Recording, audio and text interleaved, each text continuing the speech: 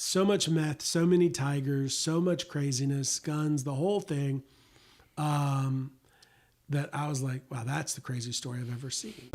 So for people that don't know, that weren't sitting at home during COVID, Netflix aired Tiger King, and it became an overnight sensation. I didn't watch it with my wife until a couple of months later. We just kept seeing it on social media, and so like, all right, let's watch it. And she was entertained by it. I was fascinated by it. Like, so much meth, so many tigers, so much craziness, guns, the whole thing, that I was like, wow, that's the craziest story I've ever seen.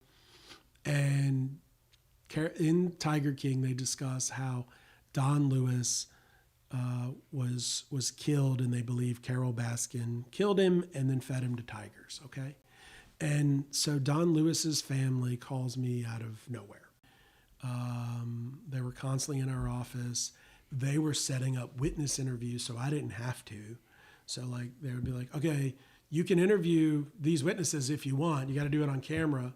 And I'd be like, can I do part of it on camera and part of it off camera? Yeah, sure. Once we leave, we don't care. And so I'd do the scheduled interview that they agreed to, and then I'd get the information I needed, and I'd go home, and then they'd do the next one and the next one and the next one. And next thing I know, I have the guys giving me their cell phones and giving me evidence, because they all thought that this would be great for season 2 of Tiger King. Meanwhile, they were giving me very incriminating information about them. And it was totally my most Better Call Saul moment of my career. And the next morning, Howard Stern's talking about the commercial, like it goes everywhere. And Joe Exotic, sitting in jail, federal penitentiary actually in Texas, sees it. And the next week he's calling saying, hey, you did to Carol Baskin what I've been trying to do for 20 years. Will you take my case? I'm like, I don't do criminal appeals. I don't do that.